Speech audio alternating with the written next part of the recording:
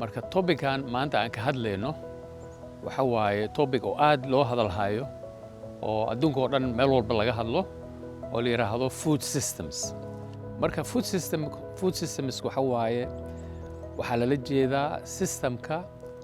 oo raashinka lagu soo saaro ha ahaato wax kastoo la cuno ha ahaado wax beeraha ka soo go'a waxa ka soo baxa xoolaha hilibka maalan ama kalluumaysiga kalluunka marka intaba markii la isugu geeyo waa raashin oo la cuno marka waxaasoo dhan waxay isugu noqonayaan waa food systemska oo Soomaaliya ka jira marka process ayay soo maraan food systemska waxaa jiro dad ka howlgala oo tacbada oo soo saara oo loo yaqaano producerska ama dadka soo saara raashinka marka dadka markay soo saaraan marka meel badan ayuu soo maraa food systemska waxaa soo mara haddana mataqaanaa dadka oo ka ganacsada waxaa kala soo mara dad oo ayagana process ku sameeya dad dhoofiya dad oo input supply-ga iyo waxaa isku howlan ugu dambeyntiina waxay isugu biitagaysaa consumerska dadka leeyahay ama dadka quuta raashinkaas markaa fiirisid systemkaas waxaa ku heeraarsan wax badan waxaa ka mid ah maalan waxa la wixii oo policy iyo regulations oo ku saabsan oo tayeyn kara ama hagaajin kara ama tashiilaad badan u fidin kara dadka value chainkaas ama dadka silsiladaas ku jira waxaa kala ku jiro dadka bangiyada mataqaanaa financial institutions sida la dhahayo oo ayagana tashiilaad u sameynayo mataqaanaa dadkan wax soo saara marka food systemka haddaan wax yar ku noqdo oo Soomaaliya 3 channel ama 3 qaybood ayuu mataqaanaa food systemskan isugu biishubtaa mid waxa waaye wixii oo raashin oo waddanka laga soo saaro waxaa ka mid ah maalan waxaan ognahay galleyda misigada waa quutul daruuriga oo macnaha Soomaaliya oo laga soo saara digirada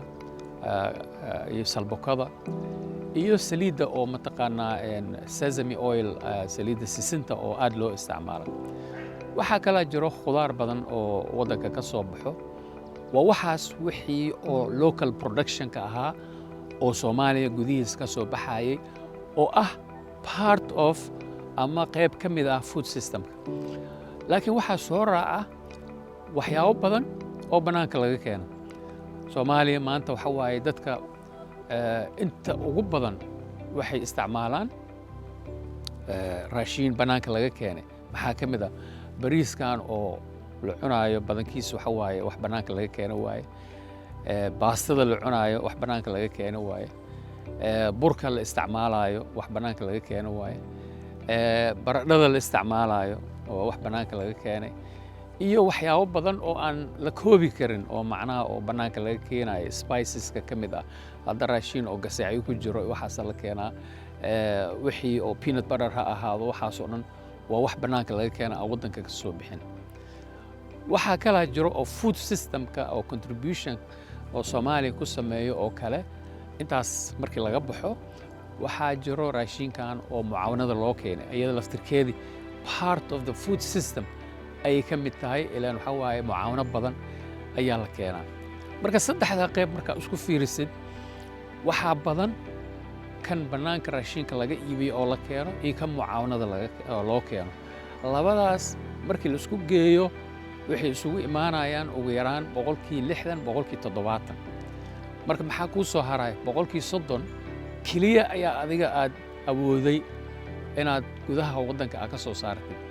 galleyda aan sheegayno iyo misigada aan leenahay waa quutu daruuriga ayada laftirkeeda waa la keenaa waxaa lagu keenaa mucaawano ahaana loo keenaa import ahaana loo keenaa marka macnaha food systemka markaan ka hadlayno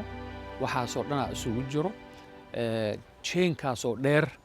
iyo waxyaabaha ku xiran oo tashiilaadka ku xiran ayaa food system la isku dhahaa